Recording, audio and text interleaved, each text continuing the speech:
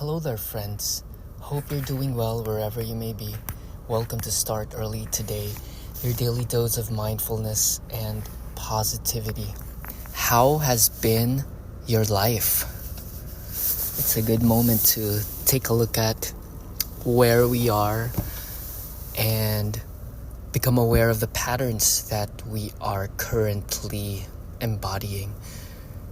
Because each and every moment that we live is our choice, that we are in control of first the things we choose to think. And that is where your life is being created. That is how you create your circumstances and your surroundings. It is through your perception that your world is created. Each thing you think creates your reality. And to know that core principle of life, we can then start to take charge and take responsibility, to take full responsibility of how our life is going to be. Instead of bemoaning, complaining, and running away and avoiding, we can approach it with grace, knowing that we have the choice to drive it towards goodness. And everything is innately good. We are inherently good. Or you can see everything as neutral, and reality is just is. And it is in our thinking that we make things so, that we make it one side heavier than the other. When we calculate, when we analyze and measure and compare, this is only one side of our brain. This is our prefrontal cortex, which analyzes and dissects because it wants to survive, and its goal is to expend the least amount of energy possible. So we end up not doing anything. And this happens with our dreams. This happens with our aspirations and our goals. So do not wait for the pain of staying the same become greater than the pain of change. To go with the intelligence of change, the reality of change, to truly understand impermanence. The Buddha talks about this very much, that everything is impermanent, and to find peace in this ever-changing world, to become graceful and in agreement with this, will provide us liberation, freedom from the self-imposed suffering of making things the way that they are not. We always try to contend with reality. We try to wrestle with what is.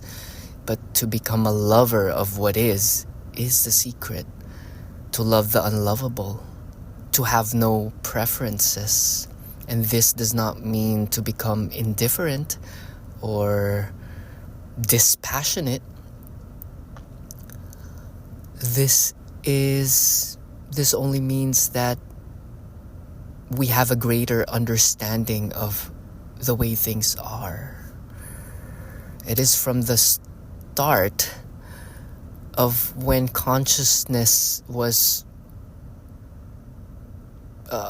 came to be, or you can imagine it as far as the beginning of time itself. Imagine from the time of the Big Bang up to now, everything is going fine. Apart from your silly opinions. And all of these patterns, all of these thinking patterns these narratives are only inherited, programmed, picked up somewhere, or imposed upon us when we were unfamiliar of these laws and we were unfamiliar of the concepts of conscious and subconscious mind. But now knowledge is here, it is ever more present. You know exactly what you need to do, and you know exactly how the mind works. It's time to embody and apply the lessons for the fulfillment of the greatest version of yourself, and to create the life that you are destined to. And first, you need to be clear on what you want. Just take a look around. Are you where you are supposed to be? Where, from a scale of 1 to 10, how optimal, or is this the dream that you've been aspiring towards? Maybe some aspects of it, yes. I do a practice within I look 10 years back and to see that some things that were only a dream back then are now a reality. It gives me a sense of a right way of looking at things, that things are going well, that everything works for the highest good. But wherever you may be, you're always put in a position wherein you're gonna have a new vantage point. All of the mountains have more mountains behind it. So when you rise up to the summit, to the peak, a new goal shall arise, and you can study it, engage and immerse yourself with it, and see some of it are superficial. It's always about the connection you have within yourself on how real it is. Is it a manifestation of your truest spirit? Because spirit is always crying out to be expressed through you. And the brain stops this from happening because it will expend a whole lot of energy. Spirit within might be whispering to you inspirations of creating a masterpiece, but the brain will say it's such a waste of time. Do your urgent tasks of tidying up or things that are urgent rather than important. Knowing these two things, the important things are the things you can live not doing, like creating a masterpiece. You'll survive without having done that, but you'll live with regret. But the urgent matters are things that are needed for your survival. And if you're happy with that, with just trudging along or coasting, just getting by, if you're satisfied with that, good for you. But if you look within, there's a bigger part of yourself that is sleeping. Some call it the sleeping giant, your unmet potential. So there's a version of yourself that you are meant to create. And this is why time goes on in this 3D reality, if you ask me.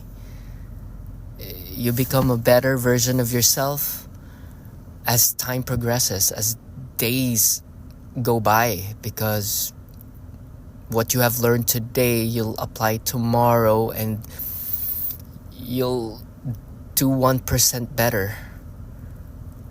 And everything gets better. You're becoming better and better. It's not worse and worse. If it feels like so, it's time for you to wake up. What are the things that you need to put together? and in your mind's eye, look into this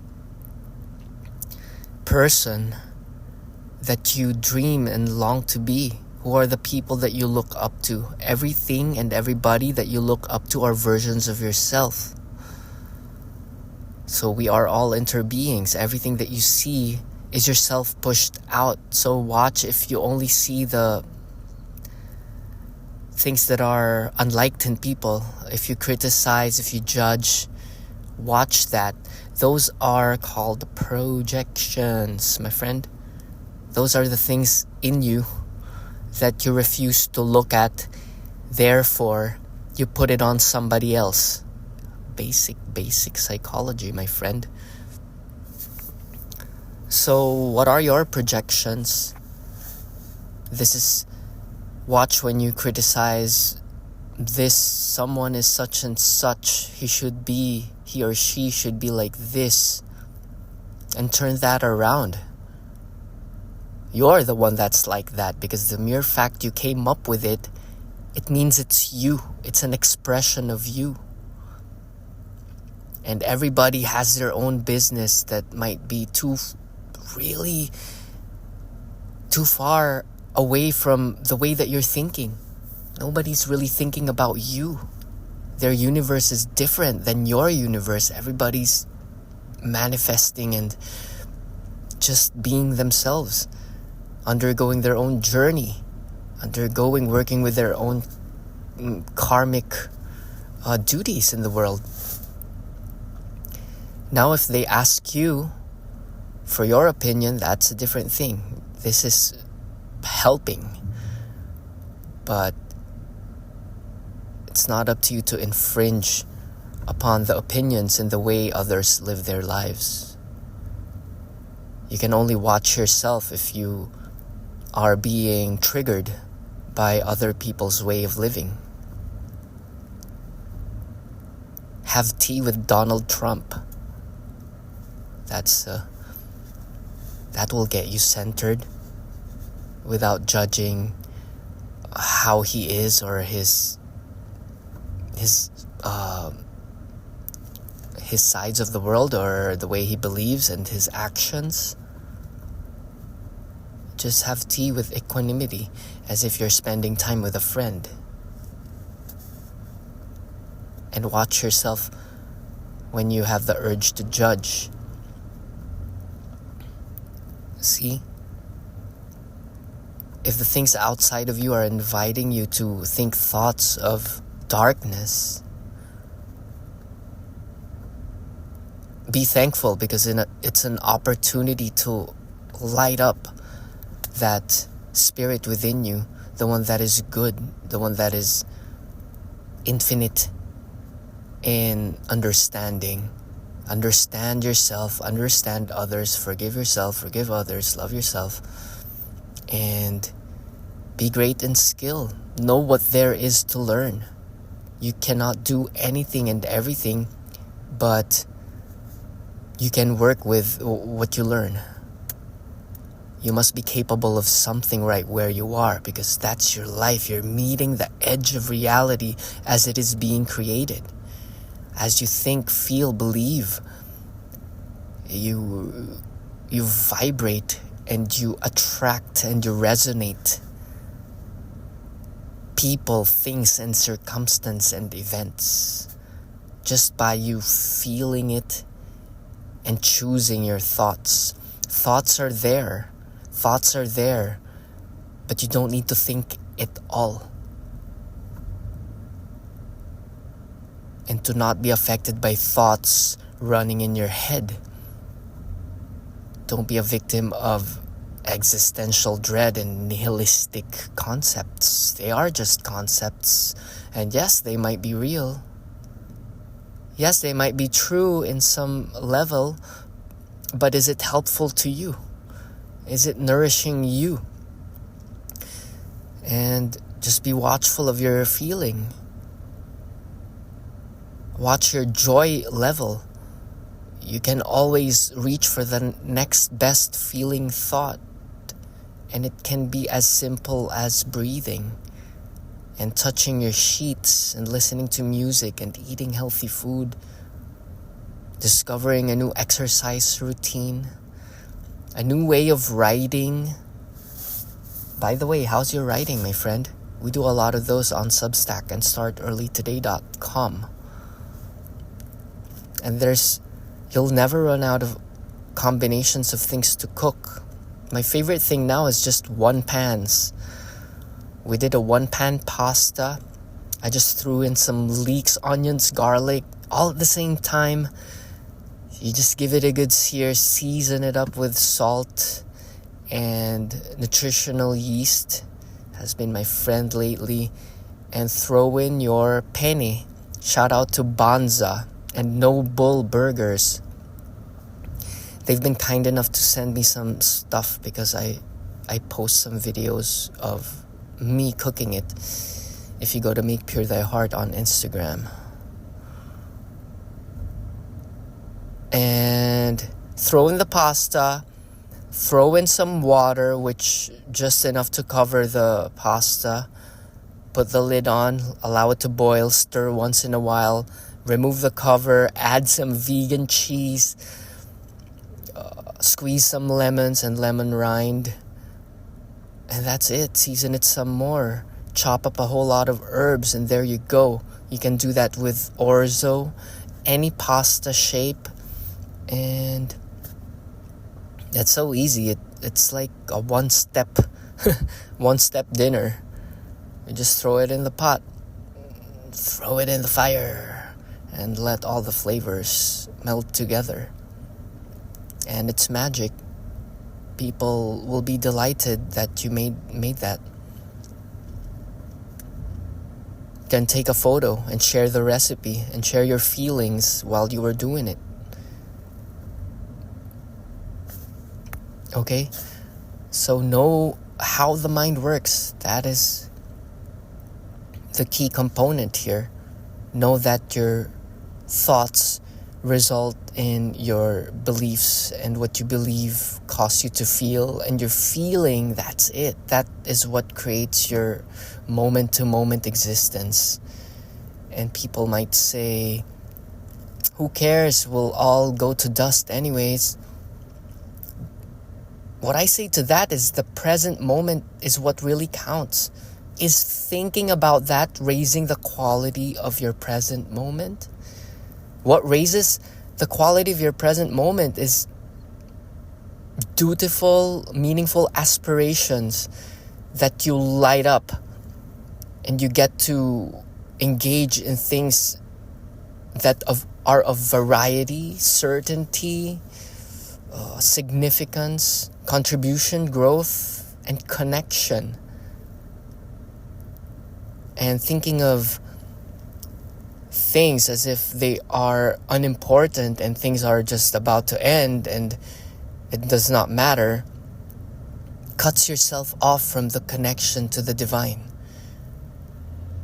So to be connected in the infinite intelligence is the key. Abraham calls this the vortex. Deepak calls it the infinite field of awareness. Some call it the Akashic records. You're here because you're here on a purpose. Focus on that. Hone in on your purpose. Stop comparing yourself to others. Forgive others. See yourself in others. And try experimenting. Start the thing that you've been procrastinating. Connect to someone. Because two minds are better than one. I can help you carve out a future. And it's just fun. It's just fun to talk to people and really ask them. In my previous sessions, some people don't even know. When someone asks them, what's your audacious goal? What would your dream life look like? What would it look like? And they say they don't know. And then if you don't know, if you don't take charge, your external will dictate your life for you, which is serving them. But to be of service to yourself first is the key. Level up your skill.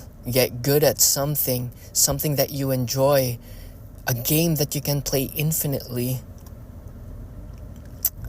I'll play music and I'll cook food and I'll do physical exercises and learn mindful and self-optimizing things forever. I learn technology, connect forever. Okay? And in this mindset of when you play your game, you're winning, every day is a delight. Everything is you'll make use of your time wisely. And looking back, you'll have puzzle pieces to put together because you'll have many skills. You've been stacking it up, and then you'll create this version of yourself that is so unique that will fit perfectly to help a greater cause. What is that? I don't know, and you don't know. But in seeking, in constantly asking, there is the joy of becoming. That is what I call the joy of your gradual becoming. Looking at yourself with no resent, only taking the wisdom, letting go of the trauma, letting go of the drama too, and having fun along the way. Beautiful things are around you. A beautiful painting, a warm beverage, books that you like, and you are a book. What are the things that light you up? Jot that down. Explain it in a couple of pages, maybe 200 words. And if you do that daily, you will have then compiled a consciousness, a pack of wisdom that can be productized into a course, an app, a podcast. See, wisdom is there for us to use. They're not just there to be read and give us fluffy feelings. It all counts when it's needed. It all counts when it's hard. When it's hard to apply, when it's hard to love, when it's hard to forgive.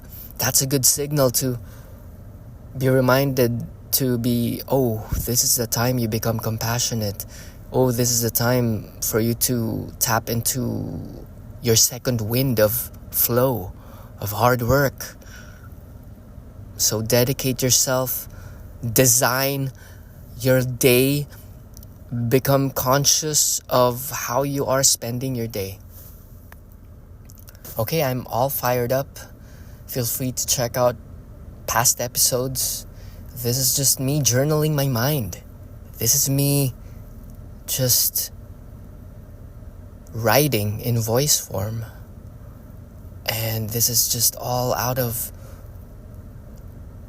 wanting to share and rooting for you, because I am you. We're all one. If you want some one-on-one exploration that I've been doing, go to startearlytoday.com and let's discover, uncover, and pave the path towards your perfect future. Because it's gonna come. Your future is gonna come. And are you approaching it with apprehension? Are you scared? Or are you ready and excited for it? This is like surfing the inevitable waves, inevitable curveballs of life. There are things that are outside of our control that will come upon us. And as The Rock wisely says, control the controllables. And this is your attitude, the way you look at things, the way you perceive things, the way you give meaning to things, your narrative, your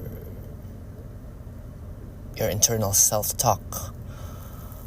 So shift that internal self-talk to one of strength, fortitude, dignity, honor, all the good stuff. And vibe and prime yourself up to the 1500 vibrational resonance according to the David Hawkins scale. There's a vibrational resonance, David Hawkins scale, that's upward goes towards love and the downward goes down to shame, regret, and all those stuff that veers you away from being alive. This aliveness is within you. You are capable, you are bestowed greatness. It is inherent. You are inherently valuable. You are of use. And to deny yourself that is a misuse of life. Okay? So parting words would be, you got this. You know exactly what you do, and it's simpler than you think. That's it for today. Feel free to participate in the comments. Shout out to you. Rock your day, rock your life. Namaste.